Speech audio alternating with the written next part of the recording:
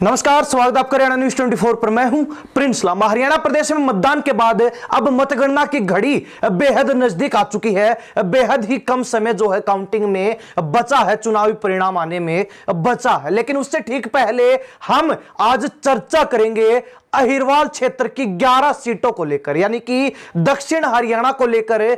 दक्षिण हरियाणा में किस पार्टी की हवा चल रही है, किस पार्टी की लहर चल रही है और किस सीट के ऊपर कौन सी पार्टी और कौन सा प्रत्याशी बाजी मारने वाला है, इसी पूरे मामले पर विस्तार से चर्चा करेंगे और जो सारे समीकरण है वो आपके साथ साझा करने का प्रयास करेंगे। आगे बढ़ने से पहले आपको बता दें कि अहिरवाल क्षेत्र में हरियाणा प्रदेश के 3 जिले शामिल किए जाते हैं, महेंद्रगढ़, रेवाड़ी और गुरुग्राम। और इन तीनों जिलों की कुल 11 विधानसभा सीटें अहिरवाल क्षेत्र का हिस्सा मानी जाती है, जिनसे मिलकर पूरा अहिरवाल क्षेत्र बनता है, जिसमें महेंद्रगढ़ विधानसभा सीट, अटेली विधानसभा सीट, नारनौल विधानसभा सीट और नांगल चौधरी विधानसभा सीट। इसके अलावा रेवाड़ी, कोसली और बावल, ये तीनों सीटें रेवाड़ी जिले के अंतर्गत आती हैं। तो वही गुरुग्राम, पटौदी, बादशाहपुर और सोहना, ये 4 सीटें गुरुग्राम जिले की मिलाकर कुल 11 सीटें, जिनसे अहिरवाल क्षेत्र बनता है। अब इन्हीं 11 सीटों को लेकर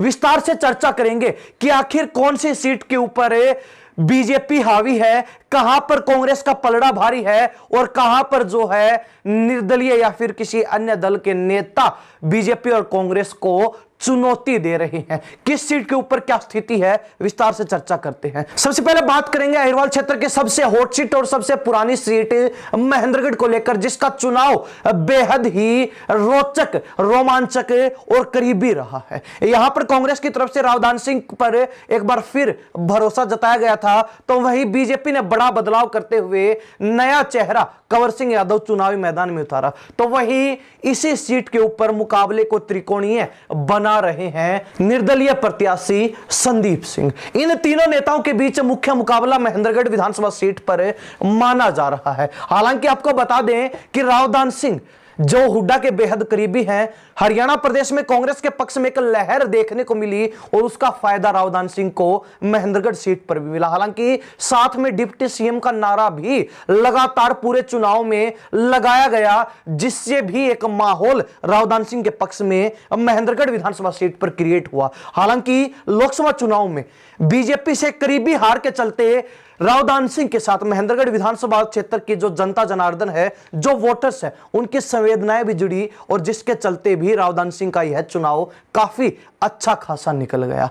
5वीं बार जो है विधायक बनने की रावदान सिंह की लड़ाई है। 4 बार महेंद्रगढ़ से विधायक रह चुके, ये भी उनके मजबूत रहने का एक प्रमुख कारण है। वहीं दूसरी तरफ बात की जाए बीजेपी की, बीजेपी ने यहां पर अपने बड़े दिग्गज नेता रामविलास शर्मा की टिकट काटकर कंवर सिंह यादव को चुनावी मैदान में उतारा। हालांकि नया चेहरा था, खिलाफत भले ही ना हो, लेकिन जो भाजपा का और रामविलास शर्मा का परंपरागत वोट बैंक था, वो कहीं ना कहीं खुलकर खिलाफत में गया, बगावत में गया। लेकिन कंवर सिंह यादव, जिनसे भाजपा उम्मीद लगा रही थी कि अगर प्रत्याशी बदला जाता है तो चुनाव में एक बूम आएगा, एक बूस्ट मिलेगा, लेकिन कहीं ना कहीं उस उम्मीद के अनुसार वो तेजी कंवर सिंह यादव के चुनाव में महेंद्रगढ़ में देखने को नहीं मिली। अंतिम दिनों तक भी कंवर सिंह यादव का चुनाव लगभग धीमा सा चलता रहा है। हालांकि यह कहना भी गलत नहीं होगा कि जो यादव बाहुल्य गांव है, जो यादव बाहुल्य बेल्ट महेंद्रगढ़ की है, उस बेल्ट के अंदर कंवर सिंह यादव और रावदान सिंह के बीच एक चौधर की लड़ाई देखने को मिली। अब वहां पर कौन बाजी मार के निकलता है, कौन जो है बढ़त लेके निकलेगा, उस पर भी पूरा चुनाव निर्भर करता है। और जिस उम्मीद के साथ कहा जा रहा था कि भाजपा के लोग भी उनका साथ देंगे, संगठन के लोगों ने उस हिसाब से उनका साथ नहीं दिया। पार्टी के बड़े नेता जिनकी जनसभाएं होनी थी, वो भी जनसभा करने महेंद्रगढ़ नहीं पहुंचे, जिसके बाद से यह बात कही जा रही थी कि कंवर सिंह यादव का चुनाव लगभग अंतिम समय तक ढीला रह गया। जिस गति को पकड़कर उन्हें आगे बढ़ना चाहिए था, वो गति उनका चुनाव नहीं पकड़ पाया। अब यहां पर तीसरे धड़े की और मजबूत पक्ष की बात की जाए तो वो संदीप सिंह का है, जो कि निर्दलीय प्रत्याशी 2019 में भी चुनाव लड़ा, पहली बार चुनावी मैदान में उतरे थे निर्दलीय, और 34,000 के करीब उन्होंने वोट भी प्राप्त किए थे। हालांकि इस बार भी मजबूत स्थिति में नजर आए। अब माना जा रहा है कि संदीप सिंह को सतनाली बेल्ट से अच्छा खासा एज मिलने वाला है, अच्छी खासी बढ़त मिलने वाली है। लेकिन सवाल यह उठता है कि यादव बेल्ट के अंदर संदीप सिंह का क्या कुछ माहौल, क्या कुछ स्थिति रहने वाली है। अगर संदीप सिंह सतनाली बेल्ट के साथ साथ दूसरी तरफ भी, दूसरे क्षेत्रों में भी एससी बीसी वोट बैंक में सेंध लगाने में मजबूती से कामयाब रहे तो कहीं ना कहीं महेंद्रगढ़ का पूरा चुनाव पलट सकते हैं, महेंद्रगढ़ के सारे समीकरण बदल सकते हैं। संदीप सिंह के कारण महेंद्रगढ़ का पूरा चुनाव तुला रहा है, महेंद्रगढ़ का पूरा चुनाव जो है बड़ा रोमांचक बना रहा है और मुकाबला त्रिकोणीय रहा है। यहां पर बीजेपी और कांग्रेस की सीधी फाइट ना होकर बीजेपी कांग्रेस की एक निर्दलीय प्रत्याशी से फाइट रही है, मुकाबला रहा है। अब ऐसे में एक नेता के ऊपर, एक पार्टी के ऊपर मोहर लगाना गलत होगा, क्योंकि मुकाबला टक्कर का रहा है, रोमांचक रहा है। अब तक की अगर बात की जाए तो यहां पर यह कहना बेहद कठिन है, बड़ा पेचीदा है, क्योंकि मुकाबला बेहद करीबी रहा है, टक्कर का रहा है और हार जीत जो है महेंद्रगढ़ में बड़ी जो है करीबी रहने वाली है, बेहद ही कम अंतर में रहने वाली है। इसलिए हम अपनी तरफ से महेंद्रगढ़ सीट को मुकाबले में रखना चाहते, क्योंकि यहां पर त्रिकोणीय मुकाबला बना हुआ है। इसके बाद बात करेंगे नारनौल विधानसभा सीट की। नारनौल में बीजेपी ने तीसरी बार ओम प्रकाश यादव पर भरोसा जताया, उनको चुनावी मैदान में उतार दिया। कांग्रेस की बात की जाए तो वहां पर राव नरेंद्र को एक बार फिर चुनावी मैदान में उतारा गया। इन्हीं दोनों नेताओं के बीच, यानी कि बीजेपी और कांग्रेस के बीच नारनौल में पूरा चुनावी मुकाबला देखने को मिला। अब आपको बता दें कि ओम प्रकाश यादव जो हैं वो नारनौल सीट के ऊपर बढ़त में हैं, जीत की तरफ आगे बढ़ चुके हैं, क्योंकि ओम प्रकाश यादव का धड़ा राव नरेंद्र के मुकाबले बेहद मजबूत रहा है। ओम प्रकाश यादव जो कि मंत्री रह चुके, अब नारनौल की जनता को एक बार फिर उम्मीद भी है कि ओम प्रकाश यादव पिछली बार जिस तरीके से मंत्री रहे तो इस बार भी अगर जीतते हैं तो मंत्री पद उनके हाथ लग सकता है। हालांकि राव इंद्रजीत का मुख्य रोल रहा है, अहम भागीदारी ओम प्रकाश यादव को तीसरी बार टिकट दिलवाने में रही है, तो ऐसे में राव इंद्रजीत का साथ भी ओम प्रकाश यादव को और भी मजबूत बनाता हुआ नजर आ रहा है। राव नरेंद्र का एक वीक पॉइंट यह रहा कि वो पहले अटेली विधानसभा सीट से अपने चुनाव की तैयारियों में जुटे थे, लेकिन ऐन मौके पर जब पार्टी अटेली से टिकट की बजाय उनको नारनौल से फिर चुनावी मैदान में उतारती है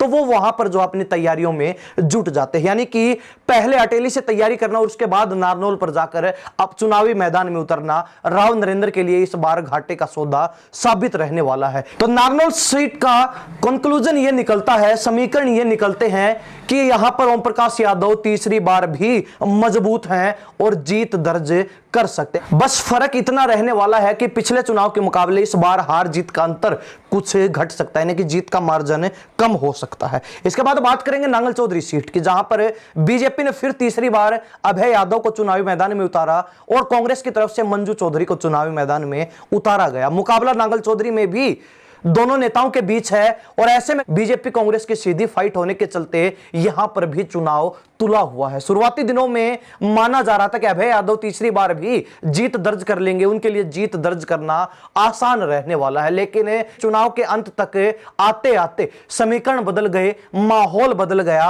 और अभय सिंह यादव जिनका एक तरफा चुनाव लग रहा था वो कहीं ना कहीं मुकाबले में फंस गए, कांटे की टक्कर में फंस गए। मंजू चौधरी ने बड़ी मजबूती के साथ चुनाव लड़ते हुए इस बार अभय सिंह यादव के पसीने छुड़ा दिया। हालांकि अब नतीजा यह निकलता है कि नांगल चौधरी सीट पर बीजेपी का धड़ा कुछ हद तक मजबूत जरूर है, लेकिन मंजू चौधरी की जीत के समीकरण इस तरीके से भी बन रहे हैं कि राव इंद्रजीत सिंह अभय यादव का और राव इंद्रजीत सिंह के समर्थक अभय यादव का किसी भी सूरत में साथ नहीं देने वाले हैं। इस बार नांगल चौधरी का चुनाव काफी तुला हुआ है, काफी नापतोल भरा है और जिस तरीके से लोकसभा चुनाव में बड़ा करीबी हार जीत का अंतर रहा था, ठीक उसी तरीके से विधानसभा चुनाव के अंदर भी हार जीत का मामला बेहद करीबी रहने वाला है। लेकिन इतना जरूर है कि यहां पर फिलहाल बीजेपी के पास कुछ हद तक बढ़त जरूर है। अब बात करेंगे महेंद्रगढ़ जिले की अंतिम सीट अटेली को लेकर, जहां पर बीजेपी ने राव इंद्रजीत सिंह की बेटी आरती राव को चुनावी मैदान में उतारा, कांग्रेस की तरफ से अनीता यादव को एक बार फिर चुनावी मैदान में उतार दिया गया, तो वहीं बीएसपी और इनेलो गठबंधन के उम्मीदवार ठाकुर अत्तरलाल चुनावी मैदान में नजर आए। अब अटेली की बात की जाए, मुकाबला ठाकुर रतनलाल और आरती राव में देखने को मिला। हालांकि कांग्रेस की तरफ से अनीता यादव को चुनावी मैदान में जरूर उतारा गया, लेकिन जिस उम्मीद के साथ उनको चुनावी मैदान में उतारा गया था वो उस उम्मीद पर खरा उतरने में असफल रही हैं, अपने चुनाव को मजबूत करने में, मजबूती प्रदान करने में विफल रही हैं। ऐसे में राव इंद्रजीत सिंह की अपनी बेटी आरती राव की सियासी पारी की शुरुआत करवाकर अपनी विरासत को आगे बढ़ाने की लड़ाई है और उन्होंने जो है अटेली को सबसे सेफ सीट मानकर ही अपनी बेटी को चुनावी मैदान में उतारा था, ताकि सेफ सीट पर बैटिंग करते हुए उनकी बेटी सीधे चुनाव जीतकर विधानसभा में पहुंच सके। लेकिन ठाकुर रतनलाल, जिन्होंने पिछले चुनाव में भी कमाल किया था, कि ठाकुर रतनलाल भी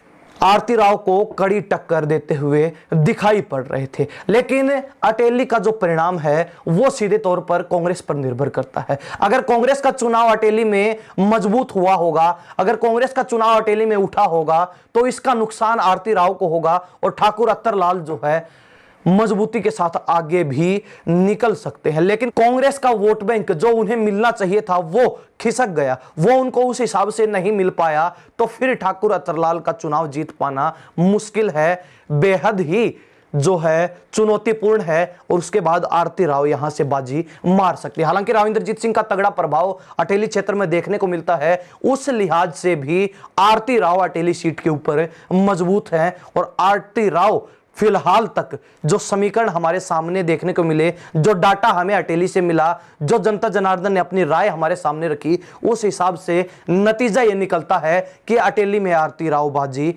मारने वाली। इसके बाद बात की जाए रेवाड़ी जिले की। रेवाड़ी जिले का चुनाव कुछ अलग ही समीकरण बना रहा है। रेवाड़ी सीट की बात करेंगे तो यहां पर कांग्रेस ने चिरंजीवी राव को एक बार फिर चुनावी मैदान में उतारा। बीजेपी ने फेरबदल करते हुए कोसली से विधायक रहे लक्ष्मण यादव को रेवाड़ी चुनावी मैदान में उतार दिया, तो वही यहां पर बीजेपी छोड़कर टिकट कटने के बाद बागी होकर चुनावी मैदान में उतरे सतीश यादव ने भी कहीं ना कहीं दोनों पार्टियों को खेल बिगाड़ने का काम किया है। शुरुआती समय में लग रहा था कि सतीश यादव यहां से बाजी मार सकते हैं, लेकिन जिस तरीके से बड़ी जनसभाएं हुई, भाजपा के बड़े नेता पहुंचे और लक्ष्मण यादव का चुनाव उठना शुरू हुआ, उसके बाद कहीं ना कहीं मुकाबला सीधे तौर पर बीजेपी और कांग्रेस के बीच तुल गया। दोनों पार्टियों के बीच सीधे तौर पर मुकाबला बन गया। अब ऐसे में शुरुआती दिनों में जहां यह भी प्रतीत हो रहा था कि चिरंजीवी राव के सामने बीजेपी ने हल्का कैंडिडेट उतार दिया, कैंडिडेट टिक नहीं पाएगा और चिरंजीवी राव फिर जो है बाजी मार जाएंगे। चुनाव तक आते आते रेवाड़ी सीट मुकाबले में फंस गई,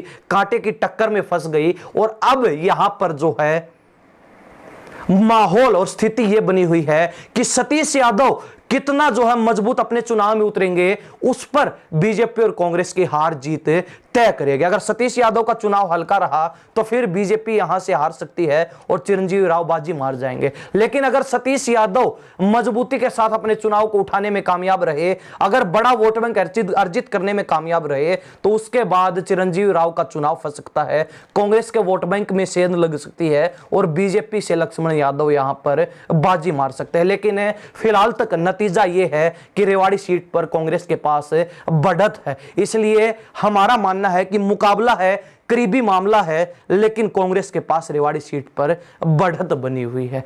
तो रेवाड़ी की सीट हम कांग्रेस के खाते में डालना चाहेंगे। बात की जाए कोसली विधानसभा सीट की, जहां पर बीजेपी ने प्रत्याशी बदलते हुए अनिल यादव डहीना को चुनावी मैदान में उतारा, जो कि नए चेहरे थे और राव इंद्रजीत सिंह के समर्थन से उनको टिकट दी गई। हालांकि अनिल डहीना के साथ राव का समर्थन है, लेकिन दूसरी तरफ कांग्रेस ने जगदीश यादव को चुनावी मैदान में उतार दिया। अब बड़ी बात यह है कि कोसली विधानसभा सीट पर लोकसभा चुनाव का नतीजा भी बड़ा प्रभाव डालने वाला है, क्योंकि 2019 के लोकसभा चुनाव में जहां बीजेपी के पास कोसली से 75,000 की लीड थी, वही लीड 2024 तक आते आते शून्य हो गई। यानी कि कोसली से मात्र 2 वोटों से दीपेंद्र हुड्डा जीत कर निकले। जो 75,000 की लीड बीजेपी के पास थी वो बिल्कुल जीरो हो गई। तो ऐसे में उसका प्रभाव भी इस बार के विधानसभा चुनाव पर कोसली विधानसभा सीट पर पड़ने वाला है। लेकिन दूसरी तरफ जहां बात की जाए अनिल यादव वर्सेज जगदीश यादव की, तो दोनों के बीच मुकाबला काफी टक्कर का है, कांटे का है, क्योंकि अनिल यादव के साथ राव का समर्थन है, राव समर्थकों की अच्छी खासी तादाद है। तो वहीं जगदीश यादव को कांग्रेस की टिकट मिलने के बाद कुछ लोग कांग्रेस का धड़ा छोड़कर कांग्रेस खेमे से बीजेपी खेमे की तरफ रुख बदल गए। तो वहीं चुनाव के अंत तक आते आते अनेक विक्रम ठेकेदार जैसे बड़े नेता भी बीजेपी का पाला छोड़कर कांग्रेस के पाले में आ गए, कांग्रेस के साथ लग लिए, जिससे जगदीश यादव के चुनाव में काफी प्रभाव पड़ा। अब बड़ी बात यह है कि जो सीट पिछले 10 साल से लगातार बीजेपी के खाते में रही, वहां पर कांग्रेस ने बढ़त बनाई है, वहां पर कांग्रेस कड़े मुकाबले में नजर आ रही है। लेकिन अनिल यादव डहीना जो कि नया चेहरा है, जो राजनीति में उस अनुभव के साथ नहीं उतरे हैं जो अनुभव जगदीश यादव के पास है, तो कहीं ना कहीं जगदीश यादव इस बार कोसली में बढ़त बनाए हुए हैं। नतीजा यह निकलता है कि कोसली की सीट फिलहाल तक कांग्रेस के खाते में जाती हुई दिखाई पड़ रही है। इसके बाद अगर बात करें बावल सीट की, बावल सीट के ऊपर बीजेपी का एक परंपरागत वोट बैंक रहा है।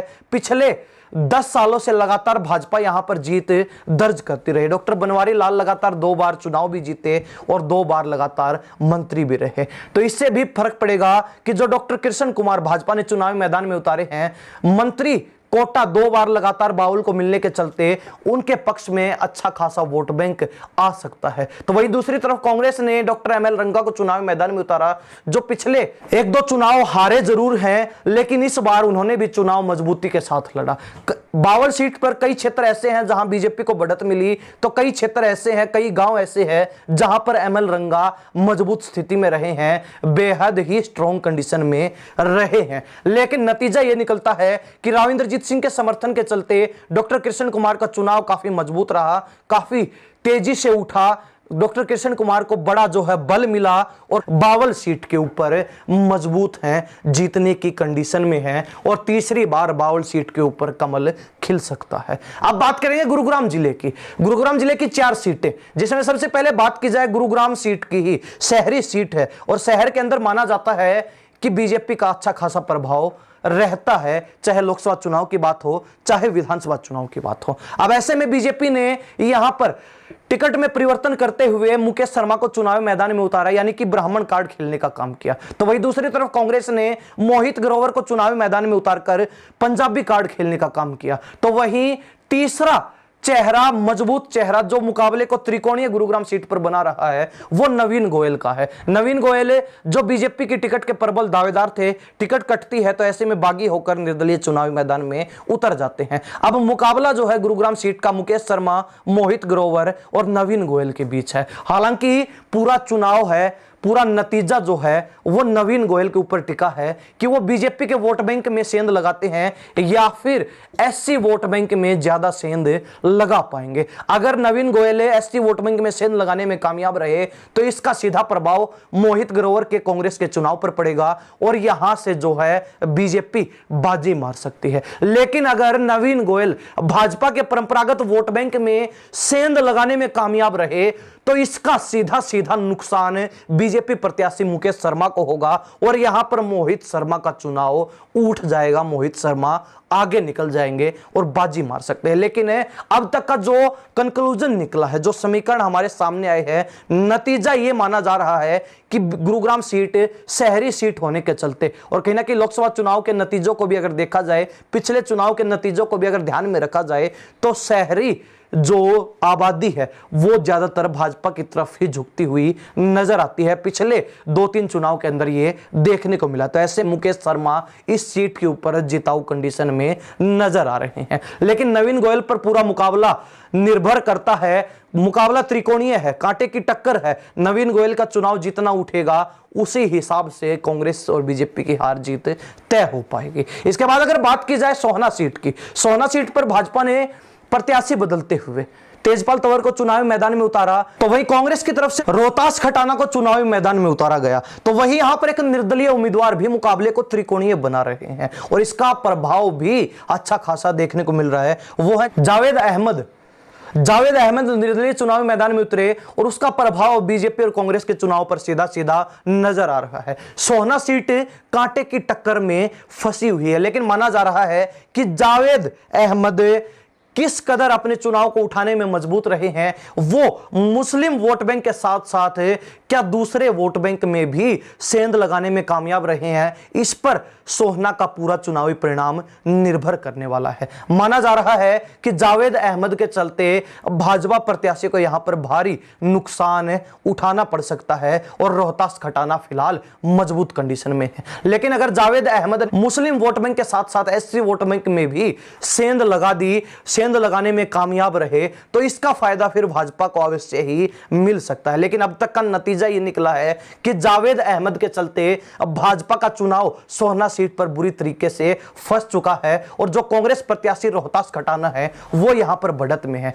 यानी कि सोहना सीट पर कांग्रेस का पलड़ा भारी नजर आ रहा है। इस बार कांग्रेस यहां से बाजी मार सकती है। इसके बाद अगर बात की जाए पटौदी विधानसभा सीट की, जो कि रिजर्व सीट है, बीजेपी की तरफ से बिमला चौधरी को चुनावी मैदान में उतारा गया, तो वहीं कांग्रेस ने यहां पर परिवर्तन करते हुए एक नया और युवा चेहरा परल चौधरी को चुनावी मैदान में उतार दिया। हालांकि बिमला चौधरी पुरानी नेत्री हैं, 2014 के चुनाव जीतकर विधायक भी रह चुकी और कहीं ना कहीं राव इंद्रजीत सिंह के समर्थन के चलते उनको टिकट भी मिली और वो इस बार का चुनाव फिर जीत भी सकते हैं। विधायक रहते हुए उन्होंने जो काम किए उसका भी अच्छा खासा लाभ इस बार के चुनाव में बिमला चौधरी को मिला है, तो साथ ही लोगों की संवेदनाएं भी जुड़ी हुई थी। हालांकि अनुभव भी है और बिमला चौधरी के अनुभव के सामने परल चौधरी फीकी पड़ जाती हैं, हल्की पड़ जाती हैं। इसलिए पटौदी की सीट एक बार फिर बीजेपी के खाते में जाती हुई नजर आ रही है। अब इसका एक कारण प्रमुख यह भी माना जा रहा है कि बिमला चौधरी, जिनको 2019 में टिकट नहीं मिली तो उन्होंने बगावत भी नहीं की। सत्यप्रकाश जरावता पटौदी से विधायक बने, भाजपा के टिकट भी उनको ही मिली थी। इस बार सत्यप्रकाश की टिकट काटकर बिमला चौधरी को फिर चुनावी मैदान में उतारा गया। तो ऐसे में जो भाजपा का परंपरागत वोट बैंक पटौदी सीट के ऊपर है उस पर भी बिमला चौधरी की अच्छी खासी पकड़ है और यही नतीजा रहा, यही कारण रहा कि बिमला चौधरी और पटौदी में भाजपा तीसरी बार कमल खिलाने में कामयाब रहने वाली है। अब बात करेंगे अहिरवाल क्षेत्र के सबसे हॉट सीट और अंतिम सीट बादशाहपुर की। बादशाहपुर में मुकाबला त्रिकोणीय देखने को मिला है। बादशाहपुर की सीट जो शुरुआत में मानी जा रही थी कि राव नरबीर को अगर भाजपा टिकट देगी तो वो आसानी से चुनाव निकाल लेंगे, लेकिन फिलहाल भी राव नरबीर का पलड़ा भारी जरूर है, परंतु मुकाबला त्रिकोणीय है, कांटे की टक्कर है, कांटे का मुकाबला बना हुआ है, चुनाव पूरी तरीके से तुला हुआ है। यह देखने को मिला बादशाहपुर सीट के ऊपर। बीजेपी ने जहां राव नरबीर को चुनावी मैदान में उतारा तो वहीं कांग्रेस ने यहां पर फेरबदल करते हुए युवा चेहरे, नए चेहरे वर्धन यादव को चुनावी मैदान में उतार दिया। तो वहीं यहां पर मुकाबले को त्रिकोणीय बनाने के लिए कुमुदनी दौलताबाद, जो कि राकेश दौलताबाद कुछ समय पहले जिनका निधन हो गया था, उनकी पत्नी निर्दलीय तौर पर चुनावी मैदान में उतरी थी और उन्होंने पूरे मुकाबले को जो है कांटे का बना दिया। पूरा चुनाव जो है बिल्कुल नपा तुला कर दिया और ऐसे में कहना कि कुमुदनी दौलताबाद के ऊपर ही बादशाहपुर का पूरा भविष्य, पूरा चुनावी परिणाम अब टिका हुआ है। हर समीकरण कुमुदनी दौलताबाद के वोट बैंक पर टिका हुआ है कि वो किस कदर जो है कांग्रेस के वोट बैंक में सेंध लगाने में कामयाब रहने वाले, क्योंकि एक जो बादशाहपुर सीट के ऊपर जाट वोट बैंक है जो शुरुआत से ही कांग्रेस के पक्ष में जाता रहा है, उस वोट बैंक में कुमुदनी दौलताबाद सेंध लगाने में कितनी कामयाब रहेगी, इस पर जो है कांग्रेस की हार जीत तय करने वाली। हालांकि राव नरबीर ने जिस तरीके से चुनाव की शुरुआत में ही पूरे जोश जुनून के साथ ये बोल दिया था कि वो चुनावी मैदान फतेह करेंगे, तो कहीं ना कहीं उनका पलड़ा भारी जरूर है, परंतु कुमुदनी दौलताबाद के कारण भी वो इस बार चुनावी मैदान में फतेह हासिल करने में कामयाब रहने वाले, क्योंकि जितना अधिक वोट बैंक कुमुदनी दौलताबाद को मिलेगा उतना ही प्रभाव कांग्रेस के वोट बैंक पर पड़ेगा, कांग्रेस के चुनाव पर पड़ेगा और राव नरबीर जो है आसानी से ये सीट निकाल सकते हैं। लेकिन जिस हिसाब से और जिस लहजे से राव नरबीर बोल रहे थे कि 1 लाख पार करेंगे, 80,000 वोट लेंगे, 50,000 के मार्जिन से जीतेंगे, वो बादशाहपुर सीट पर नहीं देखने को मिलेगा। चुनाव के शुरुआती दिनों में जरूर ये लग रहा था कि राव नरबीर का एक तरफा माहौल बना हुआ है, लेकिन चुनाव के अंत तक आते आते पूरा चुनाव मुकाबले में बदल गया, मुकाबला त्रिकोणीय हो गया और यहां पर राव नरबीर जीत जरूर रहे हैं, लेकिन मामला बेहद करीबी है। इसलिए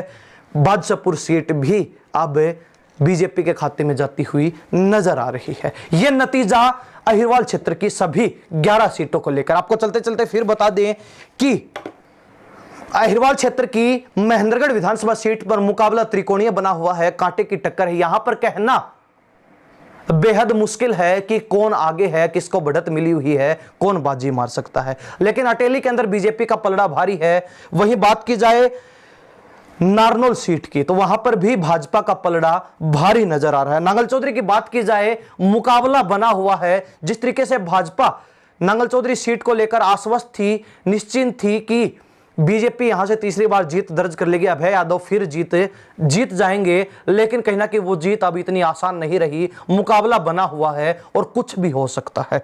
रेवाड़ी की बात की जाए तो मुकाबला टक्कर का जरूर है, कांटे का मुकाबला है, लेकिन कांग्रेस का पलड़ा भारी है। चिरंजीव यादव फिर यहां से बाजी मार सकते हैं। कोसली की बात की जाए तो जगदीश यादव का पलड़ा भारी जरूर है, लेकिन मुकाबला बेहद करीबी रहने वाला है। ऐसे में कुछ भी हो सकता है, लेकिन फिलहाल तक मतदान के बाद जो समीकरण देखने को मिले, जो नतीजे हमारे सामने आए, उस हिसाब से हमने ये अंदाजा एक बताया है कि कोसली का परिणाम कांग्रेस के पक्ष में जा सकता है, क्योंकि लोकसभा चुनाव का नतीजा देखते हुए भी ये कहना बिल्कुल सही रहेगा। बावल की बात की जाए तो बावल में भाजपा फिर बाजी मार सकती है। गुरुग्राम में फिर भाजपा का पलड़ा भारी नजर आ रहा है। सोहना सीट कांग्रेस के खाते में जा सकती है, या फिर निर्दलीय भी यहां पर मजबूत स्थिति में नजर आ सकता है। तो वहीं बादशाहपुर में बीजेपी और पटौदी के अंदर बीजेपी जीत दर्ज कर सकती है। अब अहिरवाल की 11 सीटों में से कुल 6 सीटों पर बीजेपी जीतती हुई नजर आ रही है। 2 सीटों पर कांग्रेस